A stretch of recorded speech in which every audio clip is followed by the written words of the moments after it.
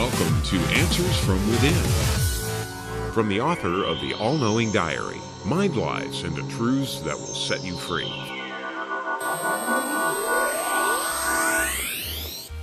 Hello and welcome to Answers from Within. This is Daniel and we have a guest and her name is Melissa. Melissa, you there? Yes, I'm here. How are you today? Good, how are you? I'm good. So tell me, what's your question?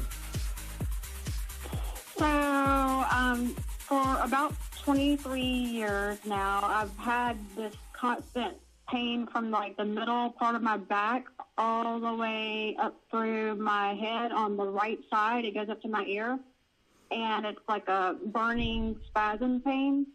I don't have it 24 hours a day, but I have it a lot of the hours a day of each day, and it's on the right side mostly. Sometimes it can switch to the left, but mostly it's on the right side. Right. I've done tests and everything. Nobody can find anything on MRIs or X-rays. Okay, well let's have a look if you're game. Yes.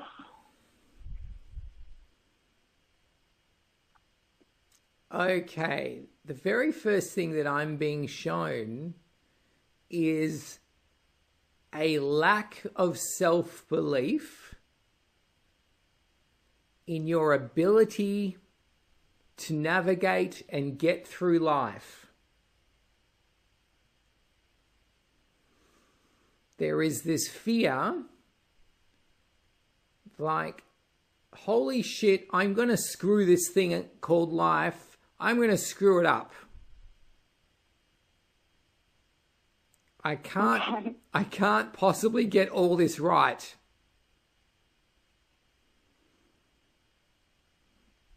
Can you feel that? I think so. I mean, I don't really... You're not I guess it could be there. You're not conscious to it. Okay. Let me phrase it in a different way to see if you can relate, you phrase it differently to yourself. What will people think of me if I don't do it right? Okay. More present to that or not? I think so. I tell you what I'm seeing. I'm getting this image of you as a little girl. And this image is you're in a gym class, right? And everyone's kind of climbing up to go on this balancing beam. And you see everyone walking, and you just imagine yourself falling off this beam, like doing the splits on this beam. And there's this fear, I can't get this right and everybody's going to laugh at me. And I don't want to see myself as an idiot. I don't want them to see me as an idiot, and I don't want to see myself as an idiot. Okay. So it's showing up in your back because it's like you just won't stand up straight in your life. You're still like kind of cowering to the fear. I'm not being my confident, powerful self. I'm still worried I'm going to mess this whole thing up. Okay. You want to work on that? I do.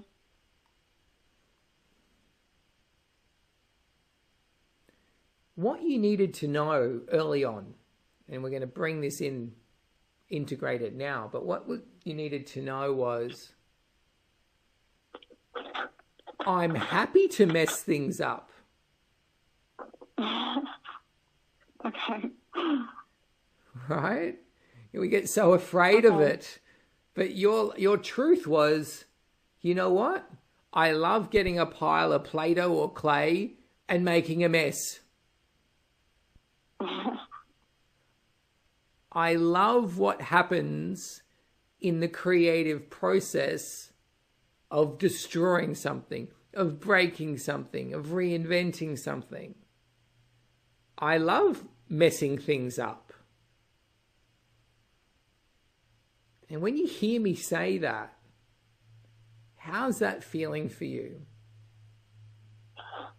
It's fun, actually. It makes me feel like a little kid. Yeah. Because what happened was there was a point as a little kid where you went from being a little kid to being a paranoid adult. Yeah. And the little kid, she was like, roll me in a pile of mud. I don't care. Throw some cake in my face. Get some chocolate on my pretty party dress. That's all part of the fun. Do you remember that girl? Cool. Do you remember her? Yeah, actually, I do. Has it been a while since you've been her? It has been a while. Would you say it was about 23 years? It might have been.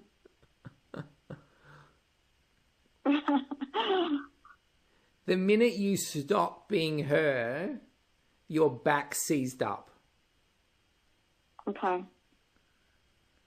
And it's like, it's nothing fatally, like a fatal flaw or something that's going to put you in a wheelchair. But what it is a very serious reminder that you are to be a child in this lifetime. The world needs more playful grown-ups. So mess it up, make some crappy decisions, roll in some mud, spill some cake mix all over yourself. It's really important. Okay. But what's stopping you, which is where I want to go now, is but the world frowns upon little children. I don't want to be frowned upon.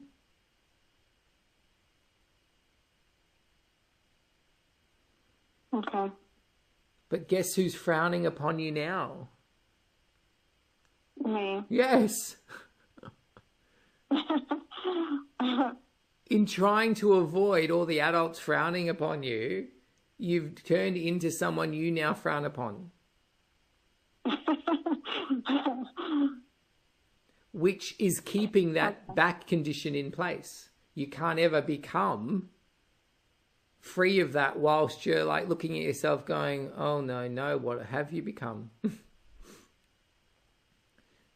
You've become one of those adults. So it sounds like it's a matter of just partly of not taking anything so seriously or what I do so seriously. That's part of it, but we're not quite up to that level of simplicity yet. Okay. So just bear with me, okay? Okay. I'm seeing inside your back is your father's energy. And he's saying something like, you need to be responsible. You need to be mature, or you won't be respected.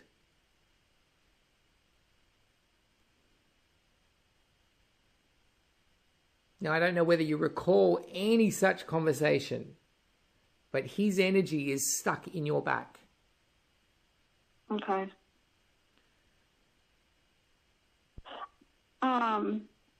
Okay. I don't know if he said those exact words, but I do know I got in trouble for laughing a lot. Of course you did. Especially in church.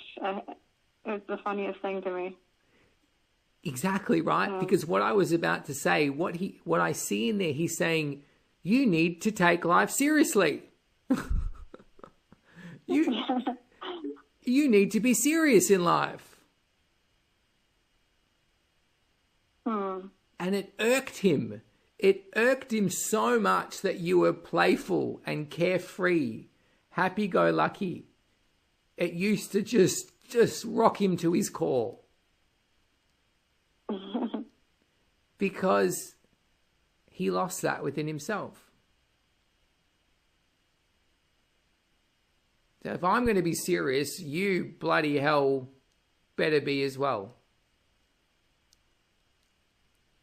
Because you're showing up how stiff and anally retentive I've become.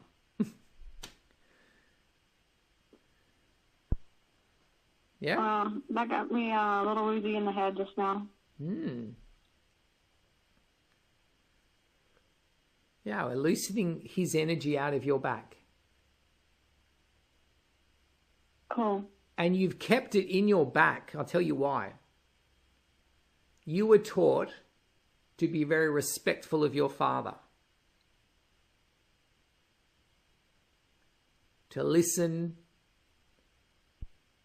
and even admire what he says. And you're trying to be respectful of him by trying to keep listening to what he said to you. And that is why it hurts you so much.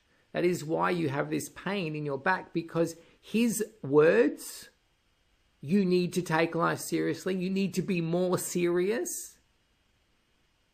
Well, Melissa, that isn't your truth.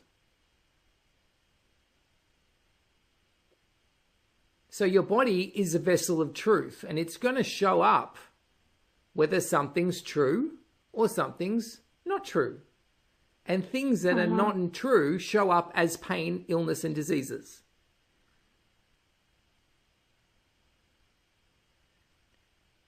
So his non-truth, you need to take life more seriously, which is like the opposite of good advice, has hit your body, and your body's gone, whoa, that's not it. That's not true. That's going to ruin my life. But you had a belief that said, I've got to be respectful of everything my father says. So you've hung on to it.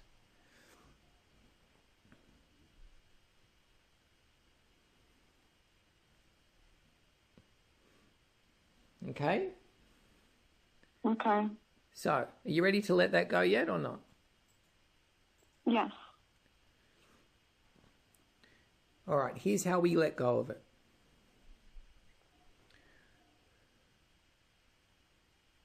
Who you need to be respectful of.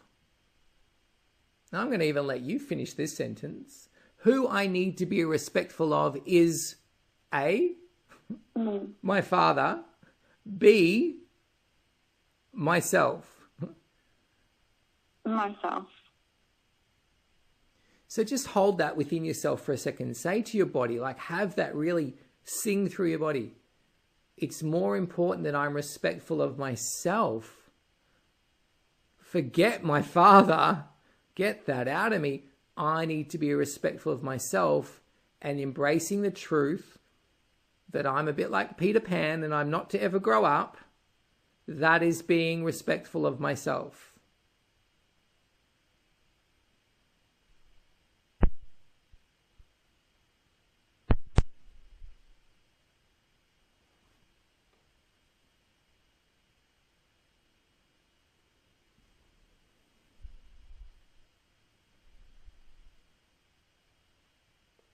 How does that feel?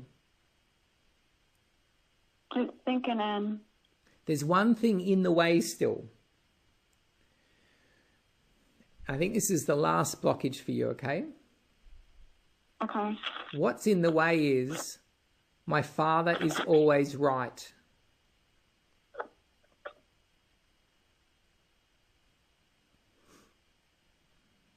You were taught to believe that when you were a child. To listen to him, respect him, because he's always right.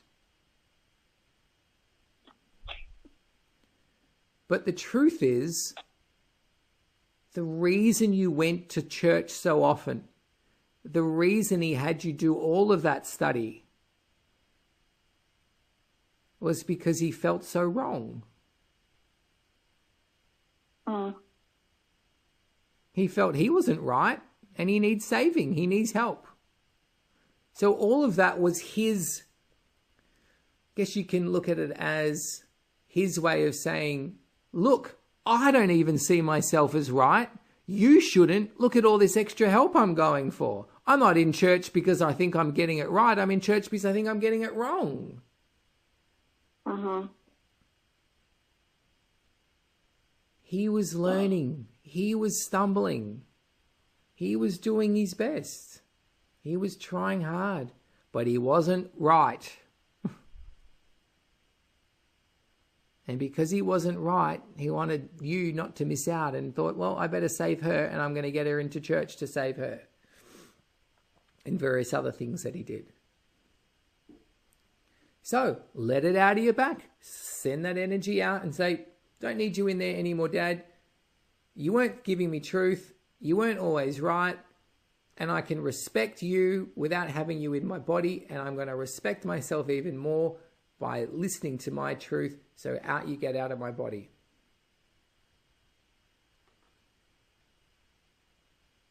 Okay.